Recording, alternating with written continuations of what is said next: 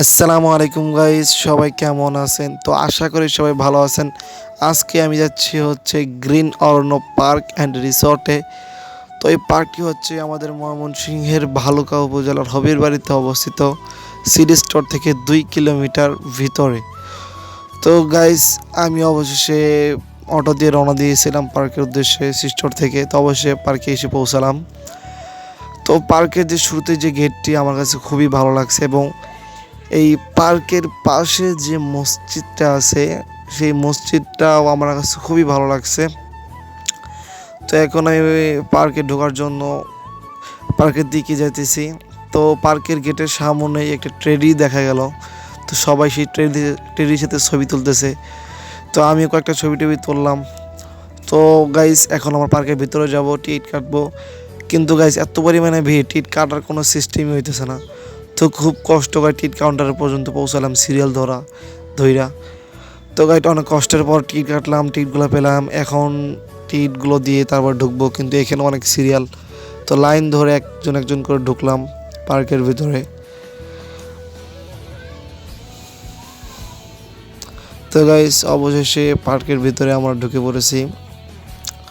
তো পার্কের ভিতরে ঢুকতে আমার খুব ভালো লাগতেছে। তো পার্কের শুরুতে ঢুকতে ডাইন পাশে রয়েছে বাচ্চাদের জন্য কিডস জোন।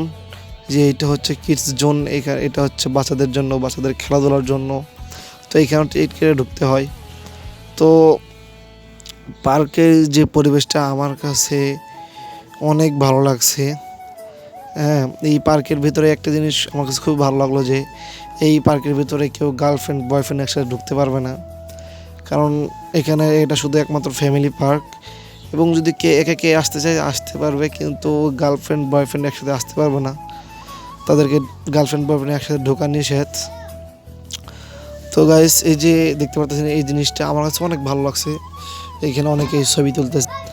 এখানে অনেক জাতের মাছও রয়েছে, ঝর্ণাতে পানি পড়তেছে এই জায়গায়। এই যে মাছগুলো দেখতে পারতেছেন, এখানে অনেক জাতের মাছ আছে। সবাই এগুলোর ভিডিও করতেছে, ছবি তুলতেছে।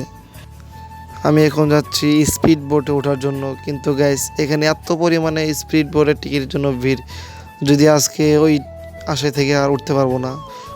অনেকেই স্পিড বোটে উঠতেছে, কিন্তু আমার মন চাইছিল ওঠার জন্য, কিন্তু আমি উঠতে পারলাম না। সো গাইস, এখন আমি যা উঠবো হচ্ছে ওই টাওয়ারের মধ্যে।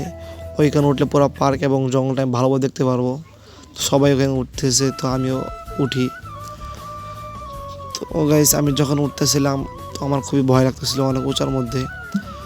তো অবশেষে উঠে পড়ছি গাইস, দেখতেছেন সবাই এখানে ভিডিও করতেছে, ছবি তুলতেছে। আর ওই যে দেখতেছেন ওইটা হচ্ছে সুইমিং পুল। ওইখানে যে সুইমিং পুলে গোসল করতে হলে 200 টাকা টিকিট দিয়ে ঢুকতে হবে। তো গাইস, এখন আমি যাব হচ্ছে ভূতের বাড়ি। তো ওখানে নাকি ভূত আছে কিনা তা দেখার জন্য। তো গাইস, ফাইনালি চলে আসলাম ভূতের বাড়িতে। এখানে 50 টাকা করে টিকিট। তো ঢুকে পড়লাম ভূতের বাড়িতে।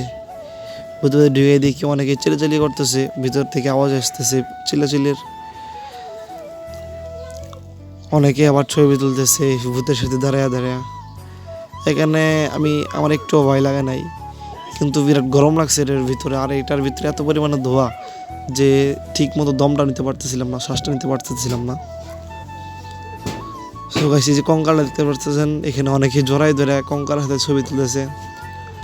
আর অনেক এখানে ভূতের মতো মূর্তি বানায় রাখছে, দেখতেই পারতেছেন।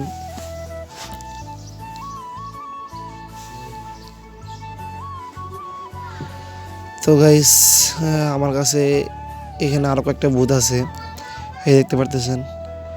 সবচেয়ে আমার এই ভূতটাকে খুব ভালো লাগছে, যে ভূতের মূর্তিটা, যে মানুষের মাথা হাতি নিয়ে দাঁড়িয়ে আছে, শরীরের মধ্যে রক্ত ভরানো।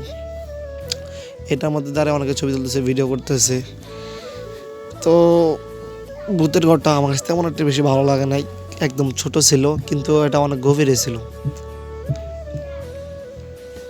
তো গাইস, অবশেষে ভূতের বাড়ি দেখা শেষ। তো এখন আমি ভূতের বাড়ি থেকে বেরিয়ে পড়বো। তো সে বেরিয়ে পড়লাম ভূতের বাড়ি থেকে।